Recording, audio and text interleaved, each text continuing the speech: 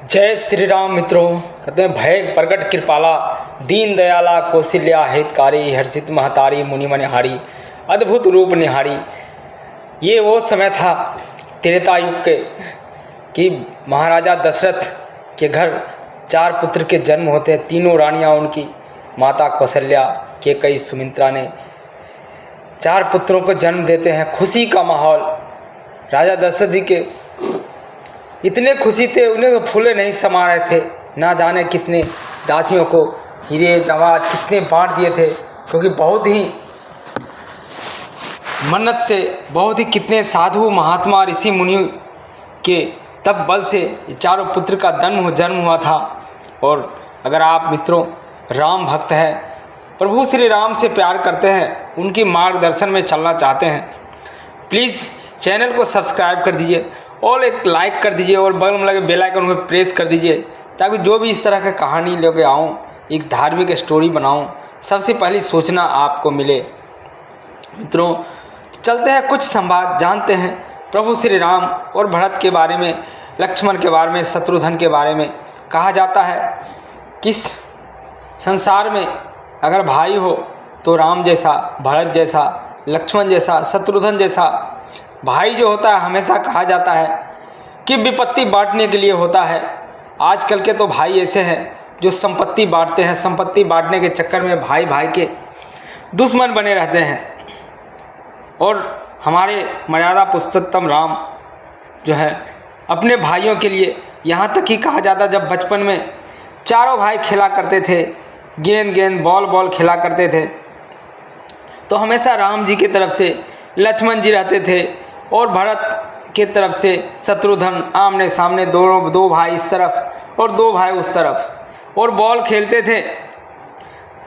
तो जानबूझकर प्रभु श्री राम हार जाते थे खेलने में, तो कहते लक्ष्मण बोलते थे मैं भैया की तरफ हूँ इसलिए जीत गए, और भरत कहता था नहीं भैया जानबूझकर हार गए हैं, इसलिए हार गए हैं, भैया हमसे ज़्यादा प्यार करते हैं और हमेशा हमको सामने देखना चाहते हैं, इसलिए भैया हमको सामने रखते हैं।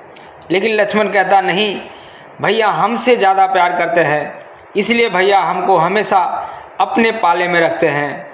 और जब भरत हार जाते थे तब प्रभु श्री राम पूरे नगरवासियों में, राजमहल में मिठाइयाँ बंटवाते थे और कहते थे कि आज के खेल में मेरा भरत जीत गया है।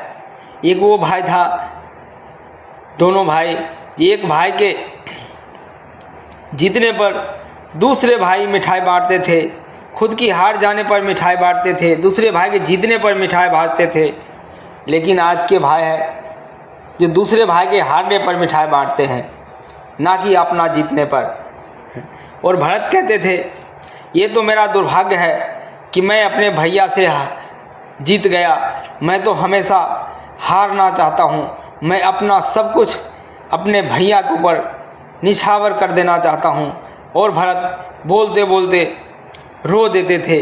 ये है भरत। कहा जाता है जब 14 बरस का वनवास हो गया था मर्यादा पुरुषोत्तम श्री राम जी को, आपको पता है, सबको मालूम है कि महारानी कैकेयी ने वरदान के कारण दशरथ जी से वरदान मांग लिए और उसके कारण प्रभु श्री राम को 14 बरस वनवास और 14 बरस की भरत की राजगद्दी मांग ली।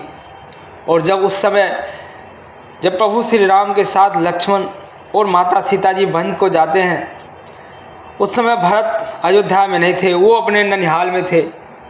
जब वहाँ से आए ननिहाल से और उनको पता लगा हमारे भैया नहीं है, यहाँ वन में चला गया, ये पूरी घटना की जानकारी हुई भरत को, तो अपने आप को तोड़ दिए, इतने थका हुआ महसूस करे, मायूस हो गए। बोला ये मेरा दुर्भाग्य है कि मेरा बड़ा भाई के रहते हुए हमको राजगद्दी दिया जा रहा है, मैं ये राजगद्दी नहीं चाहिए, हम तो हमेशा अपने बड़े भाई के चरणों में रहना चाहता हूँ। लेकिन ये मेरा दुर्भाग्य है, मैं को कौन सा कर्म किया, कौन सा पाप किया हूँ जिसका सज़ा मुझे मिल रहा है। वो टूट ही रहे थे, अपने आप को बहुत ही लज्जित महसूस कर रहे थे भरत। तभी उनको ये पता लगता है, खबर आती है कि महाराजा दशरथ भी अब इस दुनिया में नहीं रहे। इस पर भरत पूरी तरह टूट जाता है और कहते हैं कि मैं बहुत ही पापी हूँ, मैं अब इस संसार में जीने के लायक ही नहीं हूँ। अब मैं जाऊँगा, भैया को मना करके ले आऊँगा। और भरत पूरे अपने परिवार, राजपाट छोड़ करके सारे समाज के साथ चल देते हैं भैया को मनाने। बोलते हैं हम भैया के बिना नहीं जी सकते हैं, हमारा बड़े भैया वन में रहेगा और हम राजमहल में रहेंगे, ये तो कतई नहीं हो सकता है, हम भैया को मना करके ले आएंगे। जब चलते हैं अपने बड़े भैया को मनाने के लिए भरत, पूरे परिवार, राज दरबार, यहाँ की अपने वशिष्ठ मुनि को भी लेकर चलते हैं। फिर देवताओं में खलबली मच जाता है। देवता सोचते हैं कि जब ये भरत, दोनों भाई में एक अटूट प्रेम है राम और भरत में, अगर ये भरत कहीं प्रभु श्री राम को ले आए तो फिर ये होने वाला, आगे जो होने वाले युद्ध है, ये रावण का संहार कैसे होगा। तब भरत, सारे देवताओं ने भरत की बुद्धि को फेरने के लिए कहते हैं माता सरस्वती से। फिर माता सरस्वती कहती है कि मैं इस संसार में किसी का भी बुद्धि भ्रष्ट कर सकता हूँ, किसी की भी जिह्वा पर बैठकर मैं उसकी आवाज़ को बदल सकता हूँ, लेकिन इस संसार में सिर्फ भरत ही एक ऐसा व्यक्ति है जिसकी मैं ना तो उसकी आवाज़ें बदल सकता हूँ, ना उसकी बुद्धि भ्रष्ट कर सकता हूँ। तो फिर देवता सोचे ये कैसे होगा। देवता भी बहुत चिंतित हो गया। तत्पश्चात आगे निकलते हैं भरत, सोचने लगे देवता लोग कि अब क्या होगा। जब जा रहे थे प्रभु श्री राम, लखन भैया और माता जानकी साथ में, तो नैया पार करते समय रास्ते में एक ऋषि मिलते हैं। उनसे मिलते हुए जाते हैं प्रभु श्री राम, तो बहुत काफ़ी खुश थे। और जब चले जाते हैं उस पार, तो जब इधर से जाते हैं भरत तो मिलते हैं उस ऋषि से। तो पहले तो उस ऋषि का आशीर्वाद लेते हैं, कहते हैं हे ऋषि, आप ये बताइए मेरे भैया मुझे माफ़ तो कर देंगे ना। जबकि भरत का इसमें कोई दोष ही नहीं था, भरत जी तक दोष ही नहीं था। बोलते हैं तुम्हारे बड़े भैया तुमसे कितना प्यार करते हैं ये तो मुझे नहीं पता, लेकिन वो जा रहे थे तो बहुत खुश थे। इतना सुनते सुनते भरत फिर भावुक हो जाते हैं और निकल देते हैं अपने भाई की ओर। जब लखनलाल को भी ये खबर आता है कि भरत जी मनाने के लिए आ रहे हैं, तो वो भी गुस्सा है। उनको तो लगा कि शायद युद्ध करने आ रहे हैं, भरत जी तो उतावले हो गए। लेकिन प्रभु श्री राम कहते, बोला क्या हुआ, इतने क्यों उतावले हो रहे हो लक्ष्मण। बोलते हैं भैया फिर वो भरत आ रहा है, और कपटी माँ की लड़का वो भरत, जिसका माँ वैसी है उसका लड़का कैसा बोल। फिर श्री राम कहते हैं क्या अनर्गल बातें कर रहे हो लक्ष्मण, मेरा भरत ऐसा नहीं है। जब भरत आते हैं प्रभु श्री राम के पास और गले मिलते हैं, सीधा उनके चरणों में गिर जाते हैं और उनसे प्रार्थना करते हैं, विनती करते हैं भैया मुझे माफ़ कर दीजिए।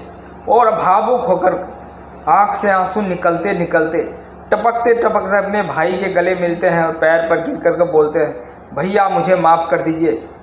तब श्री राम कहते हैं अरे मेरे भाई किस बात की माफ़ी, जो तुमने अपराध किया ही नहीं है तुम किस बात की माफ़ी मांग रहे हो, तुम तो मेरे छोटे भाई हो, तुम तो मेरे हृदय में बसे हुए हो। इतना कहते कहते प्रभु श्री राम भी भावुक हो जाते हैं। बोलते हैं कोई माफ़ी की ज़रूरत नहीं है, तुम तो मेरे हृदय में हो, तो और प्रिय हो तुम हमारे सीने में, माफ़ी किस बात का है। बोलता है भैया मैं आपको मनाने आया हूँ, आप चलिए, आपको मैं ले जाने आया हूँ, चलिए। वो राजगद्दी आपका है, मेरा नहीं है भैया, वो आपके लिए है, मैं उस पर बैठने के लायक नहीं हूँ। तब बहुत समझाते हुए श्री राम कहते हैं भरत हमने पिताजी को वचन दिया है, और पिताजी के वचन को क्या चाहते हो तुम, हमारे पिताजी का वचन झूठा हो जाए। आज हमारे पिताजी इस संसार में नहीं है, और वो जब जाएंगे स्वर्गलोक में तो क्या बोलेंगे, आपका वचन का पालन आपके पुत्र ने नहीं किया? क्या यही चाहते हो भरत? बहुत समझाने के बाद भरत मान गए। बोलते 14 वर्ष बाद फिर मैं ज़रूर आऊँगा। तब भरत कहते हैं भैया 14 वर्ष के अगर एक पल भी देरी हो गया तो भरत को आप अयोध्या में जीवित नहीं पाएंगे। और मुझसे ये विनती करता हूँ भैया आपसे, आप मुझे अपना चरण पादुका दे दीजिए भैया, कि जब तक आप अयोध्या लौट कर नहीं आएंगे तब तक मैं इस चरण पादुका को पूजा करता रहूँगा और राजगद्दी पर इसी को रखूँगा और इस चरण पादुका को पूजते रहूँगा। तब बहुत मनाने के बाद, बहुत कहने के बाद श्री राम अपना चरण पादुका भरत को दे देते हैं। और भरत जैसा बोलता है इस संसार में भरत जैसा भाई नहीं है, अगर भाई हो तो भरत जैसा हो, क्योंकि ये संसार भरत को सर्वश्रेष्ठ भाई मानता है। और उस चरण पादुका को अपने सर पर लेके भरत वहाँ से निकलते हैं अपने बड़े भाई का आशीर्वाद लेके। बोलते हैं फिर से एक बार मित्रों कहता हूँ, अगर भाई हो तो भरत जैसा। इस संसार में भाई तो बहुत हैं, लेकिन भाई सिर्फ संपत्ति बांटने के लिए नहीं। भाई असली भाई वो है जो विपत्ति को बांटे, भाई का दुख और दर्द समझे। भाई क्या होता है, जिसका भाई नहीं वो क्या जाने इस भाई का दर्द। मित्रों फिर से आपसे निवेदन है, ये छोटी सी भरत और मर्यादा पुरुषोत्तम श्री राम की कहानी कैसी लगी आप कमेंट्स करके ज़रूर बताइएगा। अगर आपके भाई हैं, अगर भाई से ही आप इसी तरह प्रेम करते हैं और अपने भाई को सुखी देखना चाहते हैं, एक बार प्लीज़ चैनल को लाइक कर दीजिएगा, वीडियो को लाइक कीजिए और चैनल को सब्सक्राइब कर दीजिए। फिर ऐसे ही एक कहानी लेकर आते हैं, तब तक के लिए जय श्री राम, जय श्री